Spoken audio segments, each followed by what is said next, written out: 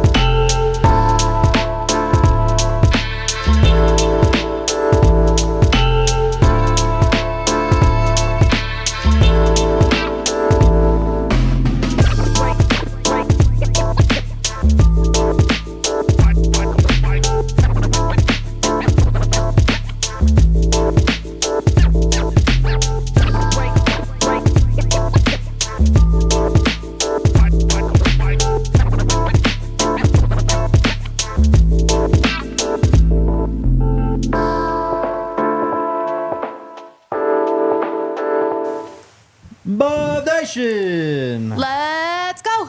Welcome in to DNVR Buffs Primetime. Coming to you live from the Toyota Lounge, driven by Front Range Toyota Stores. Toyota is the official vehicle of DNVR. And welcome back to the show, Nikki Edwards of CU Sports Report. Hi, Jake. You said the great Nikki Edwards. I'm so flattered. I did. It's good to see you again. We got lunch yesterday at Peckish. Jake's first time and RK's first time at Peckish. I know, crazy. First impressions? Pretty good. Pretty good. I like the waffle fries. Yeah. The wing sauces were awesome. You and I both went boneless instead of bone-in, which I've never got the boneless wings from there, but I didn't feel like getting my hands dirty, so I think you and I were both in the same mindset there, but the bone-in is ideal when you go to Peckish. Picking bone-in wings is like that's a decision that lasts like well beyond lunch. Like you're gonna smell the sauces on your fingers. You're probably gonna be a little gross. You're risking like a stain on the clothes. Exactly. You know? I just wasn't about it yesterday. Yeah. Well, thanks for inviting me to lunch today, and thanks for having me on today. I'm glad we can catch up and talk some Buffs. Fall camp, his first week is almost over. Tomorrow we're talking to Pat Schirmer, and yesterday we talked to Robert Livingston, which was cool because what we've seen from the well-off videos is that defense has been absolutely dominating this fall camp so far. I mean, they put on the pads the first time yesterday, and they're hitting hard. It's getting pretty chippy during practice, and it's been very chippy. It's good to see that defense really showing up. Knowing Robert Livingston, this is his first ever defense, and from what we've learned, I mean, maybe I'm getting a little bit too into it now, but it's a simplistic defense. The guys are grasping the concepts, the schemes, and so far so good from what we heard yesterday. Yeah, definitely. That's where we'll start today. We're 4 days in, counting today. I mean, all the content from today is yet to come out, so I'll see that later on. But for you, is it the defense that's really like your biggest takeaway the first 3 days of camp? I mean, I think so. We were able to talk with Coach Flea on Monday just about the running backs, which was also interesting because last year, of course, they couldn't commit to the run. The run game was just not up to par with the rest of the country. No, so, not at all. We're dealing with a whole running back core now, and ultimately what Coach Flea is looking for is just top two guys, and every down back, a number one guy that can really run the ball in every situation, and then the guy that can step in and do certain fits, certain packages, like in the end zone or X, Y, and Z. So he's looking for his top two guys, which is usually what you're looking for in a running back rotation. And I think so far, the two guys that I see being those top two guys is Dallin Hayden and Micah Welch. I like it. Yeah. You see those two guys too? Isaiah Augusta, we can, maybe we can see some more of him too, but I think the names that we heard a lot in spring was Micah and then Dallin on Monday too. Those were names that he kept mentioning as we were talking to him. Yeah, I mean, I think Dallin's still trying to fully get on board right now, but I think eventually he will emerge as one of those top two. I'm a big Micah fan as well. I think he's going to break in there. If they had to play a game today, I do think it'd probably be Charlie and Micah as the top two. But at the end of the camp, I think the expectation is that Dallin will, or Isaiah potentially could just, settle in enough to take one of those first two positions. But I do think Micah is going to be a major, major factor for this running back room. Yeah, I feel like as of now, it seems just pretty wide open. Like, opportunities there for any one of them. And I'm really excited to see Charlie this season and see where he fits into the offense and him getting more reps and having a really impactful role in running the ball, which we're all hoping that is more productive this season. Robert Livingston yesterday, really liked the way that he articulates where he's pulling from, his experience. And I think he's slowing down the game for them a bit since they're all on this new learning curve together. But we talked with Preston Hodge and DJ McKinney. They're all processing the information that he's providing really well. Everyone, I asked DJ and Preston, I was like,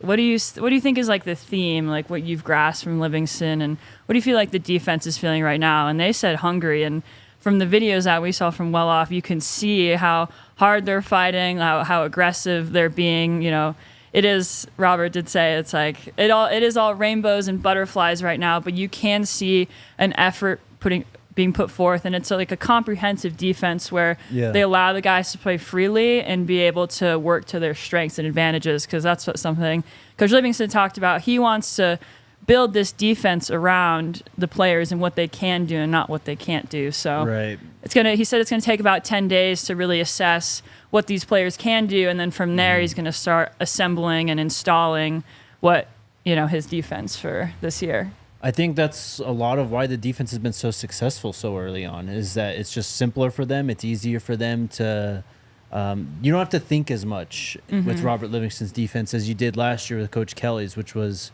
a very complex defense. We talked about it a lot. Like, if you have like 3 or 4 years under Coach Kelly, you'd probably be a master, right? And you're going to be elevated in NFL draft conversations, all that stuff. Like, you're going to be recognized. But it takes that time to get there. And I think Coach Livingston's just trying to speed up the process. He's talked about it a lot, getting the best 11 on the field, making things clean and simple in terms of the reads and keys, just so that you can have your best 11 athletes out there making plays, just swarming to the football. And that's really what defense is about at the end of the day. It's just getting to the football and having as many guys there as possible. Yeah, and I think the big quote of yesterday, too, is DJ and Preston agreed that this is the best secondary in the nation. And, of course, they're going to say that. But when you actually look at those individual players, like, it could be in contention to earn that title of best secondary. I mean, you have Travis. I'm really interested to see DJ. It's a group of veterans back there that are really have a lot, of course they have a lot of experience, but they're so talented and explosive and strong.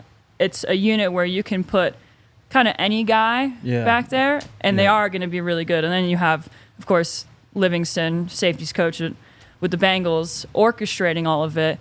There's just so much potential. And I feel like I was saying this last year, and of course it was different because it was Charles Kelly's Alabama-style defense. But now you're really highlighting each and every one of their talents and putting them in productive positions where this secondary is going to be able to really make it a hard time for wide receivers. Yeah, and they're playing a lot of man coverage, it sounds like, too. So it's literally just, we're going to send our best 11 out there, and we're going to line up across from yours, like best man win type of thing. A little intel from today, Neely told us that Trevor Woods, again, another interception, this time a pick 6. Trevor Woods is becoming the story of the first week of camp, it seems. He's been balling out. We already talked earlier in the week about, adding the 20 pounds and everything. What is, I guess, your expectations for year 2 for Trevor at linebacker and his last year at Colorado? Well, I think this is like his year. He got last year to really settle into the role, really learn about linebacker, but now he has more weight on his body. His physique is more fit for the position. I mean, he was familiar with linebacker, but this is the year where he's really mastering his craft. And as I was telling you upstairs, it's like, he has the skills of a safety to be able to do a pick and interception, but he has the size to really navigate the box well and be a really interesting sneak attack. Because quarterbacks, sometimes they're looking at the linebackers. It depends who's on the field, but now some quarterbacks are looking at that guy like, oh, he can pick me off. Yep. He's got the athletic ability like a safety, really. Yeah. I'm excited for him. I just remember back in the day, just his growth, and I've seen him just since freshman year, and now just to see the way that his role has developed and the way he is persevered, and now he really plays an important piece in the success of the linebackers. And I think he's going to be, of course, just have such an important role this year. And I think we're really going to see him take that extra step in linebacker that we didn't quite see last year. But, right, with more reps, more experience, him and Levante Bentley are going to be tearing some guys up. I think so. That's the expectation. Throwing a Kai Hill Green in there too, man. Yeah. Do you think Trevor starts week 1? Is he out there starting unit? I would say yes. At least from what we talked with Coach Hart, those were the two guys that he mentioned. I mean, I would like to see some more tape on like how they're moving the ones and the twos right now. But I mean, Levante, veteran, and then Trevor Woods, I feel like he's consistently, at least early on, as you said, he's been like the highlight of week 1. As of now, like if they were to play a game, I would say he would be on the field first. Tomorrow we get Pat Shurmur, assuming offensive players, of course. I think we're going to get offensive linemen tomorrow. I hope so. I hope we get Seaton. I'm going to talk to him in a minute. That would be great. I'm not expecting Seaton. I'm expecting like Justin Mayers and Khalil Benson, maybe. Maybe Tyler Brown. TB would be fantastic as well. I'd say LaJonte is probably a pretty good candidate to be on the podium tomorrow as well. But what are you looking to learn from Pat Shurmur and whoever's on the offensive podium tomorrow? Well, when we talked with Livingston, he said that when they're going up against the offense, it is quite a challenge. I'm interested to see what kind of challenges that Pat Shurmur has presented to the defense, the way that him and Shedeur are working together. I mean, I talked to Shedeur during Big 12 Media Days, and it's kind of been the same conversation with Pat Shurmur where they're really building their relationship and they're on the same page of what they want to accomplish, what Shedeur is good at, how they can really manipulate the defense in a productive way where it's not too overworked, but it's just working to Shedeur's advantage. And, of course, we keep talking about how this is one of the best wide receiver corps in the nation. There's so much talent, and I'm interested to see the way that Pat Shurmur is going to line up that talent. Of course, we're going to ask about the offensive line.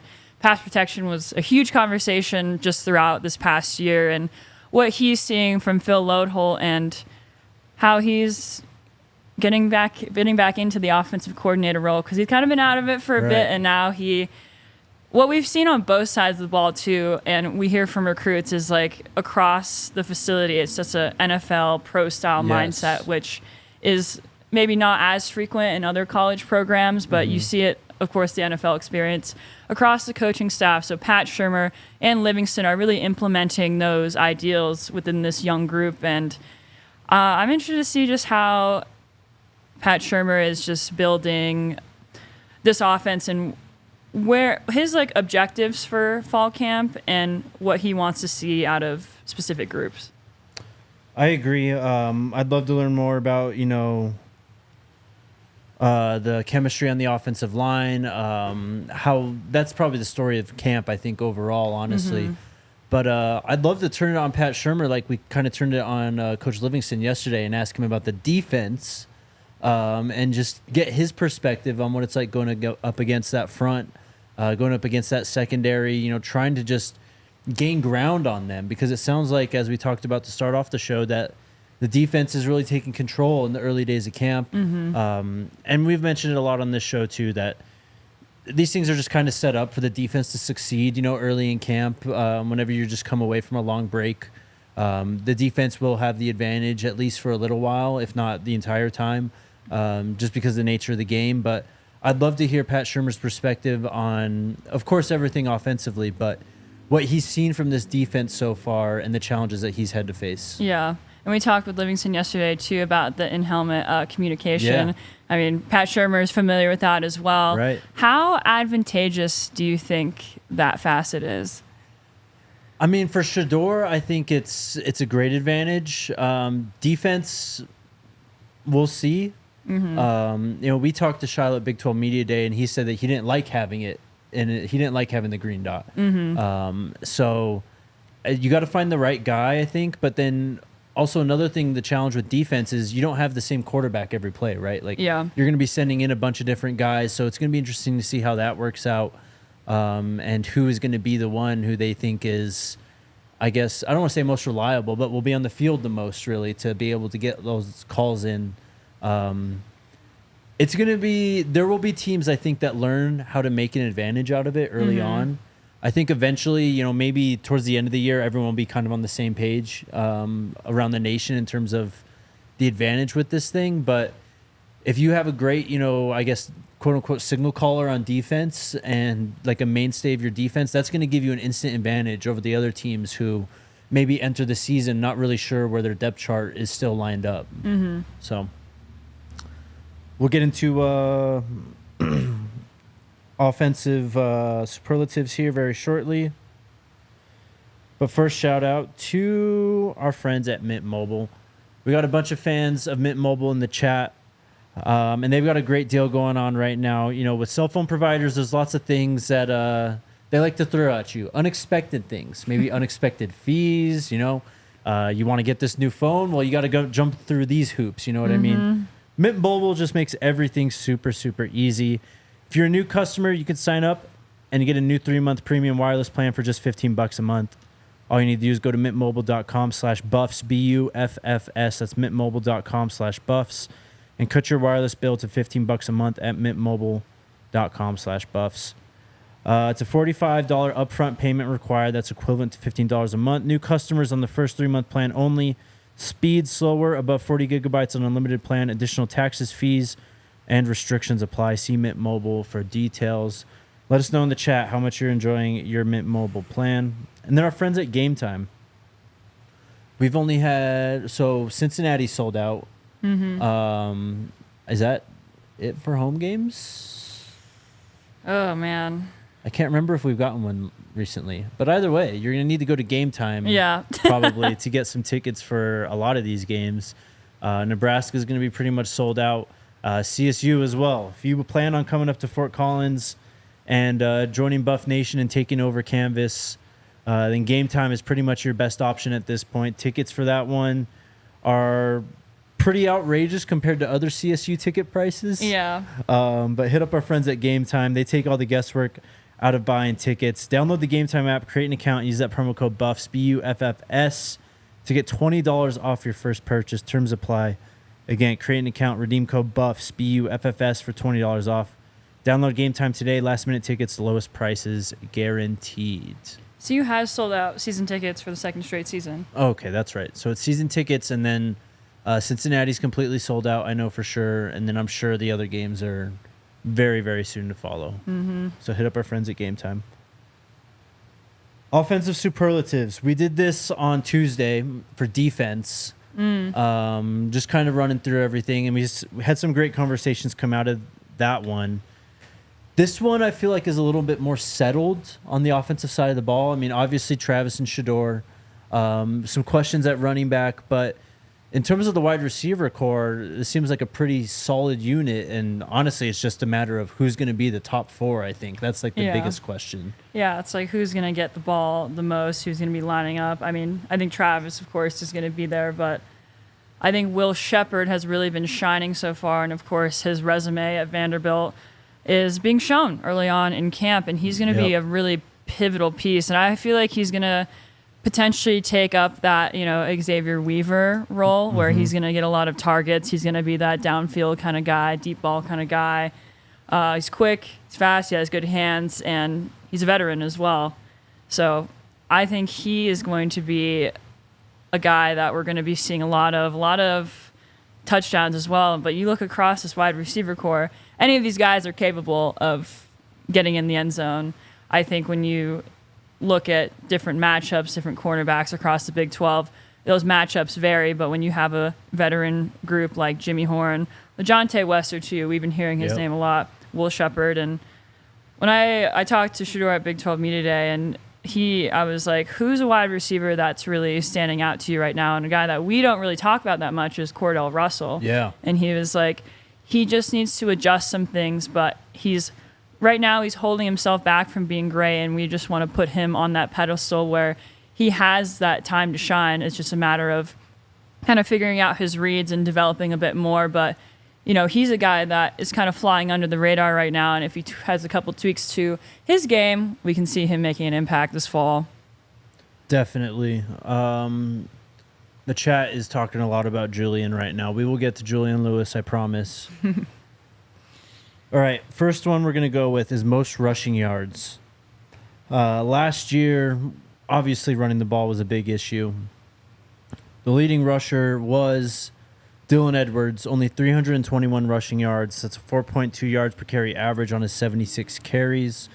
Who do you have as CU's leading rusher going into this season? If they work it well, then I would like to say Micah Welch. Okay. A freshman star, similarly to the way that Dylan was. And I think at the running back position, you do have that flexibility for a freshman to step up. Like, you see a guy like Jaden Ott back in the day. Like, if you find him the right holes and you have an offensive line that is cohesive to where the running back wants to go, what they want to do, then, yeah, a freshman running back can be successful there. And I think there's a lot of talk with Micah. You know, he's a good size. He can fit in between tackles. He can run out. He can catch. I mean, those are the kind of receiving running backs. Maybe Down Hayden would take up a role like that. But I want to say Micah Welch. He can get downhill. He might not be potentially that every down back, but he can be a guy that can pull through in some sneaky situations. I love it. I'm gonna go with Dallin just as, like, I guess the safe pick, but I love your Micah pick because I think, like you said, I mean, freshmen to get on the field anywhere I think is really tough, but as we saw last year with Dylan, and you mentioned, Jaden Ott, there's a bunch of guys. Damian Martinez came out in Oregon State as a true freshman. He's so good. That's just the easiest position for guys to come in who have played at a high level, and I think you can adapt quicker to the college game at that position. So I love your Micah pick. I'm just going to go with Dallin just as the safer pick. Yeah. Rushing touchdowns. Last year, it was Shador who had 4. After that, it was Savion Wilkerson. He had 3. So a low bar to clear. I don't know, maybe I'd like to say 7 or 8 touchdowns could have you as the leading touchdown scorer at running back this year. Who are you going with? Are you going with Welsh again? I feel like, because I've seen it before, at least in the spring game, but Charlie Offerdahl, I feel like he can fit good in those touchdown packages and those short runs, squeezing into the end zone. Yeah. I mean, he is a bit older and he does have experience, but I think that could be a position on the field where he can shine and, like, there won't be loss of yardage there. Like, he can just run downhill and get into the end zone. So I want to say Charlie Offerdahl, but I mean, the Shador too. It's like he just always usually when they're in those scenarios, Shador is running it in. I think Shador's gonna he's gonna get sacked less for sure. I think he's gonna also run slightly less this year. But to your point with Charlie, I think that's something that's underrated about him is how tough he is. Yeah, and how much that can shine in those goal line type situations or short yardage situations. I like the pick. I'm gonna go with Micah though. I think he'll be just like the hammer down near the goal line pretty often. And he may not be the number 1 back. He may not be the leading rusher. But I think, 4th and 1 or 1st and goal from the 2-yard line, it's Micah's name all over that. Oh, yeah. I like that pick, too. I mean, he's my second pick there. He's a good size where you can just squeeze right through the tackles. He's a ball. I think the offensive line is going to be a lot more conducive into pushing in those situations. I mean, at least we won't be up against UCLA's defensive line, so. Yes, that is true. All right, on to receiving. Most receptions. Last year, this was Zay Weaver with 68. Jimmy had 58. Travis had 57. So Zay even missed a game with his ankle. Travis missed 3 games, of course. Jimmy played all 12. He had 58. I think this is another one that gets a bump up, too. I think you could potentially see a 80, 90 reception type season for a guy who leads this team. Who are you going to go with? I feel like there's like the usual suspects. Man, I'm just going to say like Omarion Miller. Like, he is someone that we saw a lot. I mean, of course, that USC game, but he's really taking the next step this year where he can be that 15-yard guy, maybe even like that kind of short pass. He can work in a lot of different scenarios. He's taking a step his sophomore year and is really going to be, fit for those kind of different situations. He can go downfield, but I think when it comes to maybe we get to touchdowns, but maybe Jimmy there. But in terms of Omarion, he is so efficient and he is effective. Yep. He has, and especially with Shedeur throwing the ball, I feel like that's going to be a lethal combo that maybe we're not talking about too much. I love it, man. I think the best from Omarion is yet to happen. Yeah. I agree. I think he's going to play a massive role this year. I do think LeJohntay leads the team in receptions, though. I think in terms of just attacking the field, the complete field. Yeah. Behind the line of scrimmage, right at the line of scrimmage, intermediate and deep. LeJohntay is just the best or the most well-rounded there. And I think he could truly have a season compared to like what he had last year at FAU, where he has, I think, 90 or 100 some receptions. I think that's in store for him this year. Yeah. I love your Omarion pick. I think Travis would be my second pick, though. Just that's Shedeur's guy. That's his safety blanket. Definitely. There's so many options there, too. I know. I mean, you legitimately have like 6 or 7 guys you could throw out for these. Yeah. Most receiving yards. Last year, that was Zay again. Fell just short of 1,000. He had 908. Again, missed that one game. Maybe to your point, it could just be Will Sheppard. Slip right in. I mean, we've seen that chemistry's already bloomed. Who you got, though? Yeah, I mean, God, LeJohntay is such a good pick for most receptions. Like he also is so productive and effective. Touchdowns, man. I want to say Jimmy, and I feel like with Jimmy last year there was like highs and lows in his games, but he did show up when he was called. Specifically that CSU game, he had a huge game there where he juked out Henry Blackburn and was able to get into the end zone. Yes, sir. One of my favorite moves of last season. I'll go with Jimmy because he's able to run his routes very effectively, very quick, where he is able to get open, and his speed is something that is really so important in terms of getting downfield and really manipulating quarterbacks. It's a facet that maybe is a little bit more advanced than some of the other wide receivers that we're seeing. So I'm going to go him for most touchdowns this season, but I mean, literally any of these guys. Who do you have for yards? Ooh.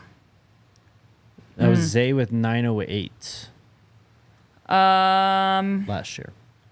I'd say Will Sheppard. Okay.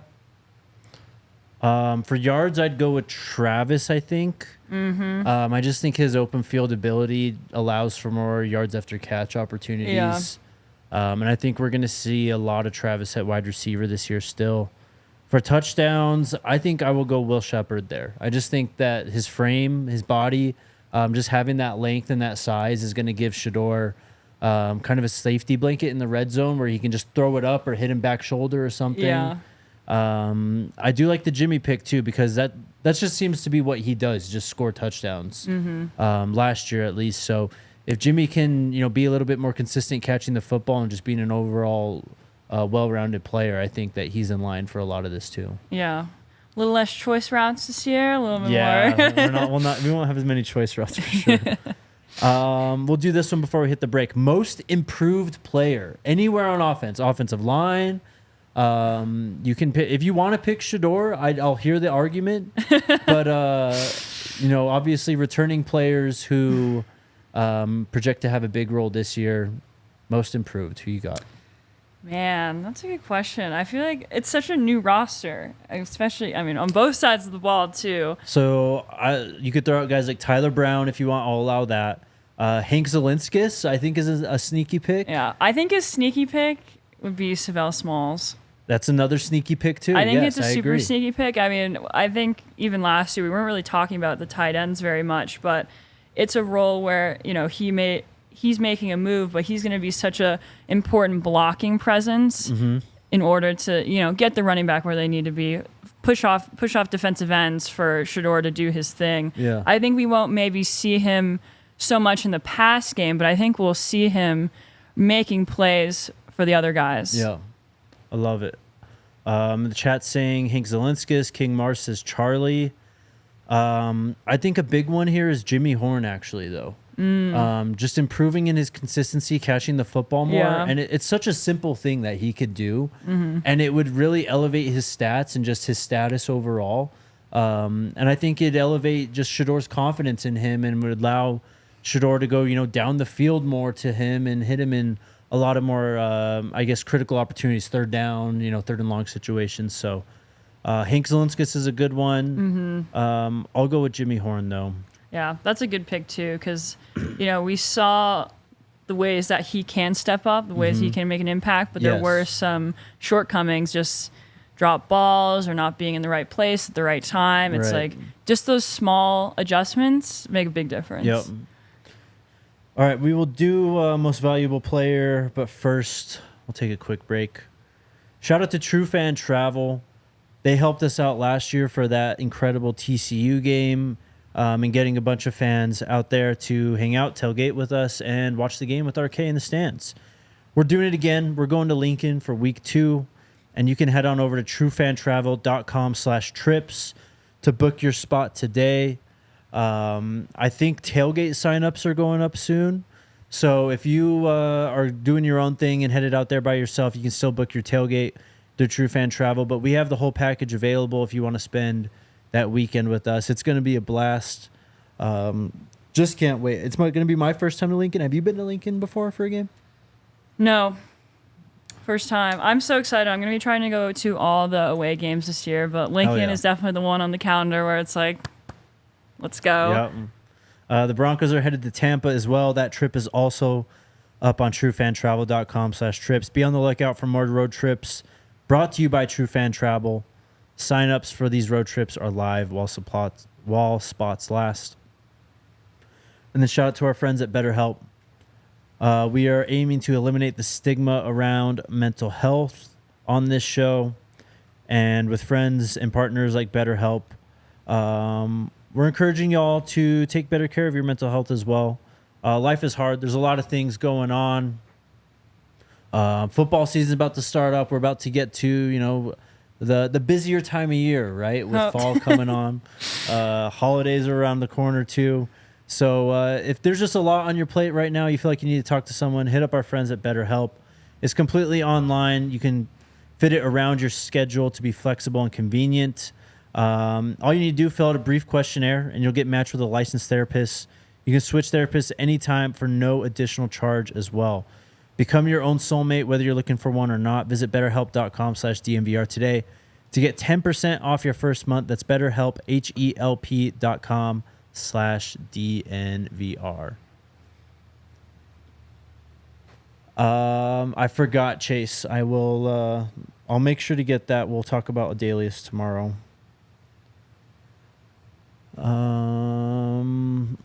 Evan? Evan? Most valuable player first. Oh, yes. Our last superlative. I'm not going to say you can't pick Travis or Shador. It is what it is. Shador is the quarterback, though, so maybe a pick outside of Shador, most valuable non-quarterback. Who do you have? It's just so hard not to pick Travis. I'm gonna pick him. I'm gonna pick him because you don't get a football player like that. It's like a generational player that truly teams adjust their game plan around him. He's the reason, one of the most pivotal reasons why the Buffs are so competitive and such a dangerous team. I mean, kind of teetering on CFP predictions. He's a player that can take this team outside of Shador to a college football playoff, to a bowl game.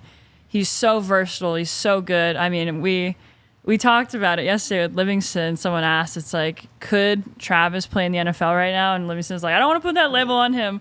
But there are scouts at practice. There are scouts throughout the year watching Travis, waiting for him to, get on. Any NFL team could use Travis. And there's not a lot of guys right now that can be like picked up and ready to play at that level. I mean, he is just, he changes the game.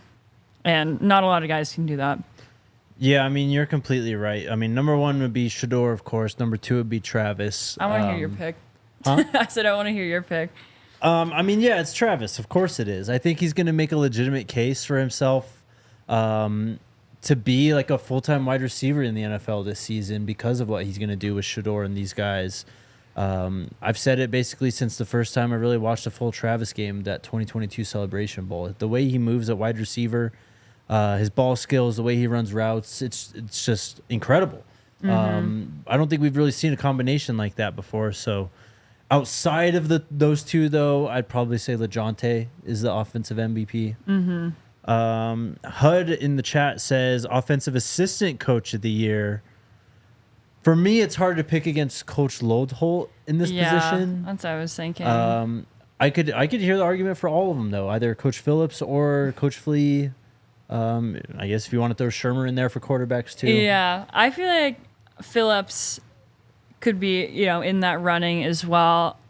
But Phil Lodholt, I mean, that was just the most important need this past year. And now to see the camaraderie and what he's built and the players that are on that line, like, he is so great at instruction. And he's played the game. He's been there 12 years, Minnesota Vikings starter. Like, he understands thoroughly. I mean, same with Jason Phillips. I mean, he played with Dion back in Atlanta, too. Yep. There's so much NFL experience there. And I think what we can see is that for Jason Phillips, there's so much talent at wide receiver. They're almost guaranteed that they're going to be successful. But with the offensive line, that's a group that really has to prove themselves. And once they do, you can really pay your respects to Phil Lodholt and what he's provided to that unit.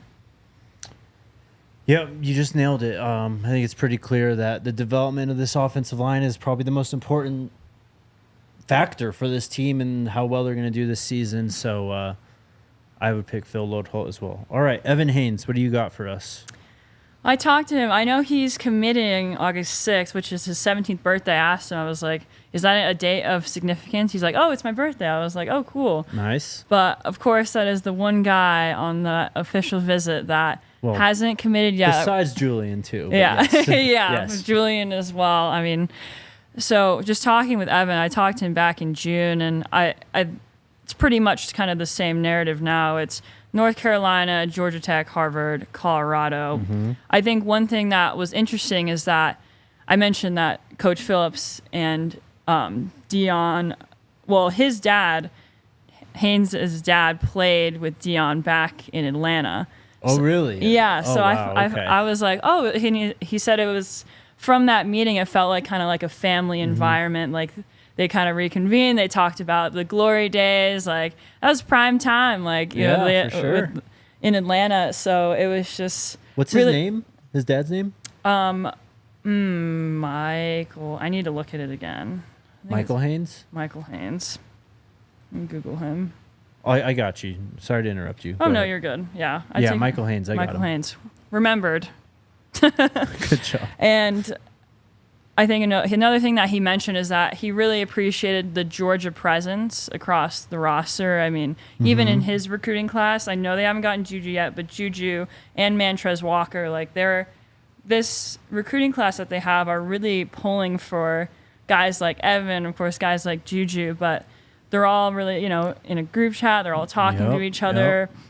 And, I mean, it looks really good. I mean, it looks good for Colorado as of now. It's like Evan really appreciates the NFL pro mindset that they have, and he feels that, they can develop him into the player that he wants to be. I mean, he told me this past his junior season, they didn't even take him off the field. He was kind of playing both sides of the ball. So, yes, he is a 3-star wide receiver, and he is being recruited as a wide receiver, but he does have defensive talent at quarterback as well. So now he told me, like, that was back in June.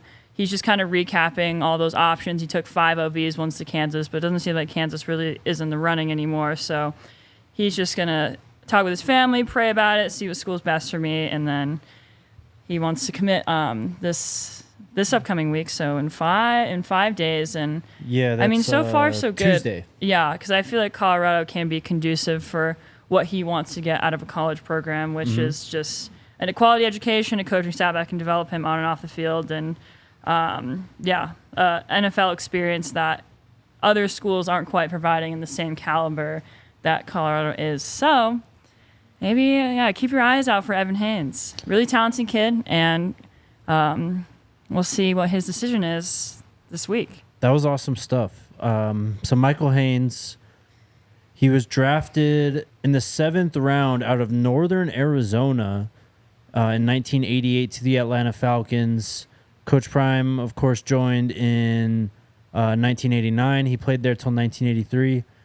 Michael Haynes had an amazing year in 1991. Played all 16 games on 50 receptions, had 1,122 yards. That's 22.4 yards per reception and 11 touchdowns. He also had a 98-yard touchdown in 1993. That would have been Coach Prime's last year in Atlanta. So that's a great connection. But yeah, great stuff there. I think we all feel really good about where things stand with Evan as well for next Tuesday. I mean, and it's like talking about Juju, it's like that final, it's like that piece. It's like maybe one of those missing pieces as well. I mean, of course, Juju's going to figure it out. But I also have, some Adam Gorney with Rivals talked with TC Lewis about Colorado, and let me pull it up really quick. And a lot of people are freaking out about Juju today. He's been tweeting a lot about USC lately. Today he put out the tweet, more work to do, but thankful to officially have an opportunity to be at USC football Trojan. And it's a highlight video here. It's basically an official offer being extended. So we saw it with Mantrez Walker. Who was the other kid? Cortez Mills. Cortez Mills is the other one who got it. Juju has been interacting a lot with USC commits and recruits lately as well. But what can you tell us from Adam and TC? Yeah, I mean, this podcast came out 22 days ago, but when Gorney asked TC about Colorado, their biggest takeaway is that it's a really genuine coaching staff. They sat down and talked with each other, asked each other questions, both on the coaching staff side and with Julian, just seeing what they both want out of this experience. And he mentioned that Pat Shermer is a quarterback dad, Coach Prime is a quarterback dad, so there are those points of relatability, and they all just sat down and talked with each other. And I think those points of just getting to know each other more and understanding, having similar experiences with their son is, beneficial to really, because you can offer all of these things, but there are some points of familiarity that really help there. Look, and the chat has been kind of freaking out about it today with all this Juju stuff. I feel really good still about where things rest with Juju. People have been saying in the chat too, and Casey says it right there. Y'all didn't learn from Seton. Look, guys, recruiting is a game. Yeah. It's a big game. If it were cut and dry, as easy as, the recruit likes this school and they're just going to commit to there and shut it all down, it'd be a lot less exciting, and there wouldn't be as much recruiting coverage out there as there is. This is just the nature of the beast. We're talking NIL. We're talking different deals that come outside of just playing the game. Exactly. Playing the game of recruiting, but not playing the game of football. Right. But as you just illustrated, there are a lot of common threads that connect Julian to Coach Prime and to Colorado. And I think that the general sense out there is that Colorado still feels really good about where they stand with Julian. A decision will be coming eventually, at some point. Eventually. I promise. Yes. And there's a lot that, could potentially unfold in this season. Julian did say he wants to shut it down before his season starts on the 16th. So, again, that's kind of a soft deadline, I guess, if you want to look at it that way. But, again, Evan Haynes commits on the 6th. That gives us 10 days between the 6th and the 16th for Julian to make his decision that fits the timeline he laid out. We got Quinnell X Farrakhan not too long ago. They get Evan Haynes. That is a damn near clean sweep, 6 out of the 7 visitors from that June 21st weekend. So just deep breaths. Yeah. It's okay. Your just overall sense on Juju and the recruitment right now, like, how do you feel about it? I mean, as you said, it's still currently a game. I mean, they're still assessing each of those options. Of course, USC is going to be in the conversation throughout, and we see all the previous posts when he visited. I mean, 3 visits to a school is, pretty significant.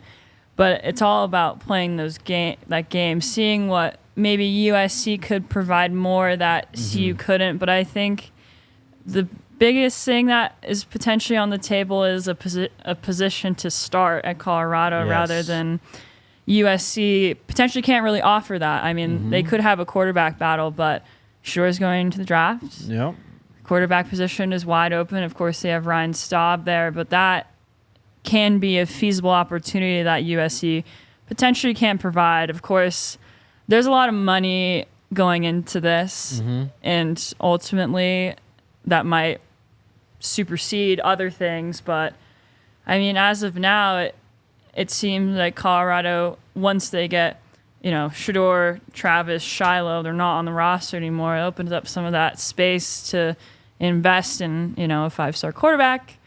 I don't want to say anything definitive, but Colorado and USC are really just, the front runners in this race. And also the Julian's tweet that came out today, like he didn't say shutting down his recruitment, like I'm 100 million% committed to USC or anything. Yeah. Like, so until he says my recruitment is officially closed, and whether he decides to stick with USC or he flips to Auburn or Colorado, like, you will know very clearly when the recruitment was over and when it's all said and done.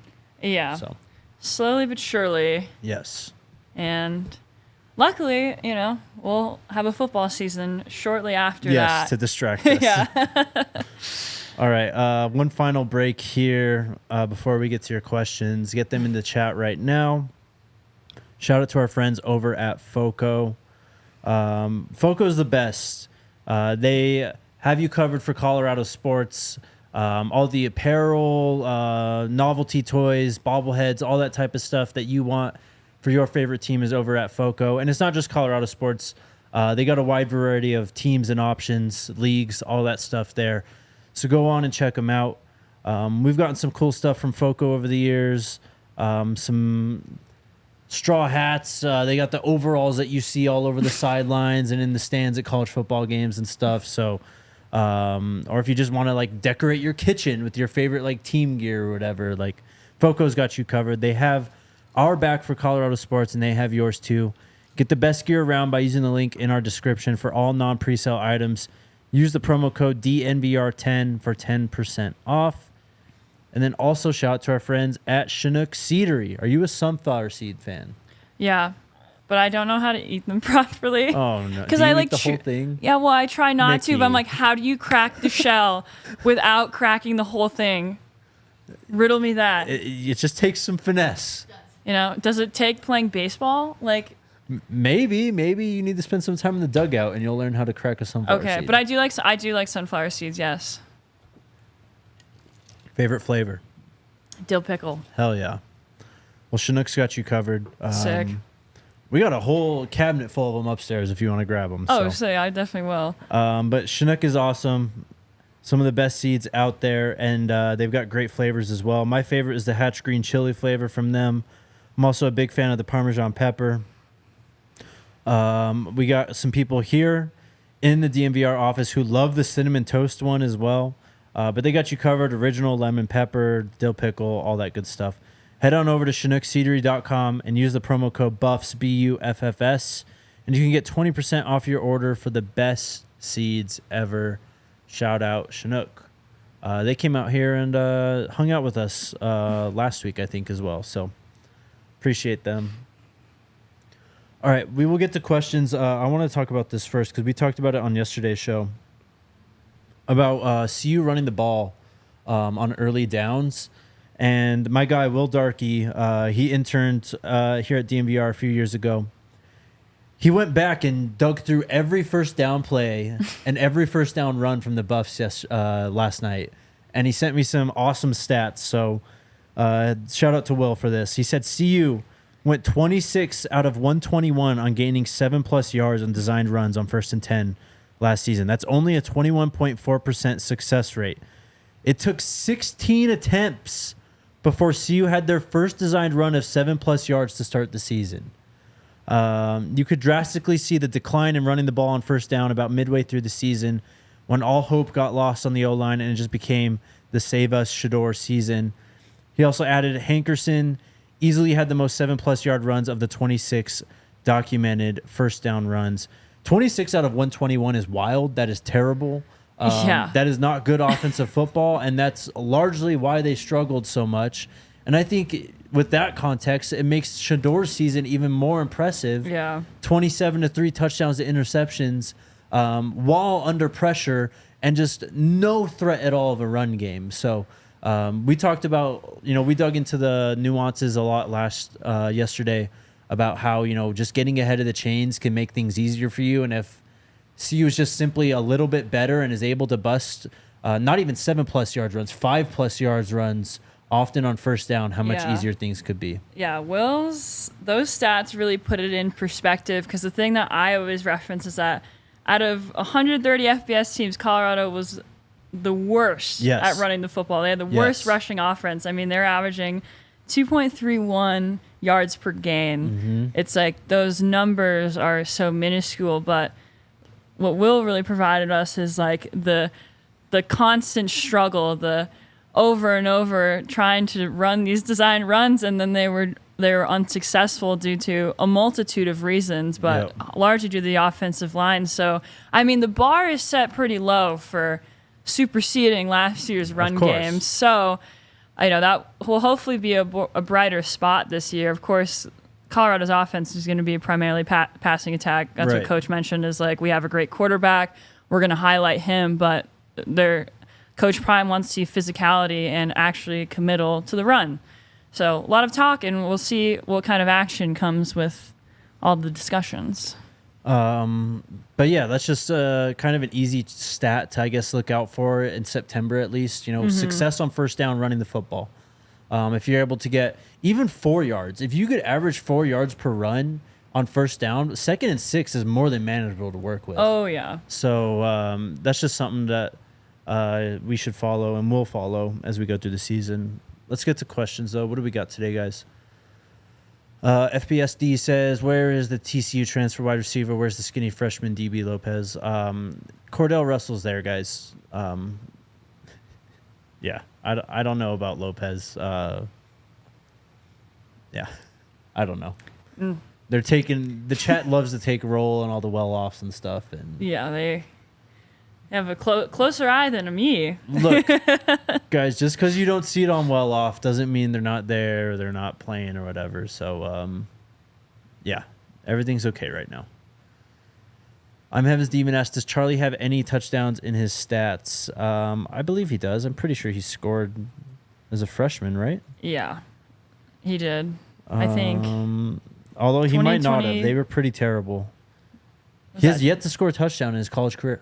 Oh, yeah, because I was thinking about the spring game one. Like, I remember he went off. Yeah, he went off in that 2022 spring game. But other than that, no. So we have that to look forward to this year. Charlie's first collegiate rushing touchdown. MLN asks, so Ethan Boyd, the offensive tackle transfer from MSU, didn't retire from football. Did you see his tweet? That's confusing.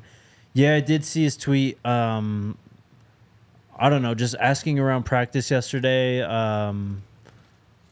I've talked to some people who are really well connected here and at Michigan State, and that's just what they were told. So I don't really have anything to add to that. He's obviously not with the team, so that's for sure. Devin asks, I have my game tickets. Where will the tailgates be? For home games or for road games? Road games, I do not know. We might have details up on True Fan Travel for Nebraska if you want to go check that out. We did put out a tweet yesterday on the Buffs account. Let me see if we have... Yeah, so there's information up on the Buffs account. Go to DNVR_Buffs on Twitter. There's a tweet that went out yesterday. I'll retweet it again right now. And just stay the lookout on the Buffs account. We'll have more tweets about tailgates and stuff shortly. Next question is from TJ. Do you think it should be running back by committee or just a set guy? If so, which two running backs would you rather be the main two guys? we've talked about this a lot this week. I don't think the committee approach is it can keep guys fresh. I don't think it's the best. I think you'd rather just have one running back who's a beast. And usually, as like we've seen, it's like whoever's having the day that day is going to continue to have their day. Like they're not going to keep maybe rotating out guys, like maybe for like a specific package. But if a guy is having their day, it's like Coach Flea is going to keep playing that guy. Yes. He's going to keep giving him the ball so he can, get yards, score touchdowns, X, Y, and Z. I mean, that's what he kind of talked about. He wants like top two guys. He wants like number one, there's one guy every down back, a guy who can work in really a true fit to the running back, and then a guy they can put in certain looks, maybe like a run pass kind of option. I mean, even Jimmy Horn too, a little jet sweep there. I mean, whatever. Cam Michael, someone. Ultimately, they want two guys that are complementing what Pat Shurmur sees in game. It's all going to be really in-game focus this year when it comes to the running backs, but Coach Flea wants that one guy that is always prepared for any situation. Yep. Ultimately, top two. Chase asked, who is CU's swing tackle? I'm assuming Wyatt Hummel right now, but I could be way off. I think you're right. I think Wyatt Hummel is probably the leader in that department. Trying to go off the top of my head. They still have Kareem Harden. You want to see the... Yes, beautiful. These are all the... Phillip Houston is going to play tackle as well. So, yeah, I'd probably say between Kareem Harden and Phillip Houston. Do you have anything to add there? Yeah, I would agree as well. I mean, I need to take a closer look at what the starting OL looks like right now, but it seems like Wyatt Hummel is likely going to be that guy. Yeah, starting O-line hasn't changed much, at least from what I've seen so far. So, Nicholas asked, did the team practice today? Yes, they did. You'll see content coming out here pretty much as we wrap up. They practice like every... So, yeah, they have 25 practices starting from Monday until the season starts. They're going all the way through to Saturday this week. Oh, okay. So they're trying to simulate like a full game week this week is what I was told. Oh, okay. So, yeah, they'll start Monday. They have some days that are kind of less intense than others, as you would during a regular practice week. And then I don't know if they're scrimmaging but they'll definitely practice on Saturday as like obviously trying to get ready for the season. And then they get Monday off, Sunday off, I believe, as well. And then it's right back at it. They started early, but I mean, August game Thursday, it's like season starting exactly before September, which is not rare, but I haven't experienced that in my career quite yet. Elizabeth says, why is Staub not being considered more for QB1 next season? I feel like the young man is very talented, is being overlooked. There's a reason why he's a 3-star, and there's a reason why we're talking about a 5-star coming in to start. That's just how it works, guys. I don't think Staub isn't being considered. I think it's what Corey Phillips said when he came on our show, that his job is to try and upgrade the talent at every single position, every single offseason, and that's what they're trying to do. I think they could roll into next season with Staub and we're going to be okay, you know what I mean? But that's just not what Coach Prime is. They don't aim for bowl eligibility, 5 or 6 wins. Yeah. They aim for championships. And I'm not saying that Staub wouldn't be the guy to get you there, but I think that you increase your chances by adding more talent to the quarterback room. Yeah, exactly. The quarterback is, especially in college football, a reason why you are present in those postseason games. Yep. Yeah, Staub, like you said, it's like they're upgrading their talent. And Staub did really have a really great showing against Utah, but of course, when you're looking at the future of the program, I mean, there could be a quarterback battle there with Juju and Staub, but I just don't think it would be conducive for Staub to stay and be the backup. I mean, he is a great backup, and he is learning a lot with Shedeur. So there's a lot of development there, and he's great, but there needs to be progression and kind of a certain standard that is being being held at quarterback. Yep. On a super chat, East Coast Kev says, to all the trolls and gremlins saying this team will be 4-8 again, Vegas has an over-under of 5.5. Please put your money up. Otherwise, STFU. 11-1. Stamp it. Appreciate you, East Coast Kev. as always. Lonnie in the chat with the super chat says, welcome back to the Big 12 at 12 midnight. See you. Yep. Tomorrow, Colorado officially joins the Big 12, as well as Utah, Arizona State. Yep. Well, let's go. I'm excited for the return for Big 12. When I was at Big 12 Media Days, I was like, you see all these like players and faces and stuff. Like, I'm so acclimated to the Pac-12 and those people. I'm like learning so much about these teams now. Like, this is uncharted territory for me, and I'm really excited for the Buffs and, you know, this new pasture that we're all roaming together. Yep. I'm excited for Texas football. I love going to Texas. It's we only get one trip this year, right? Lubbock. Yeah.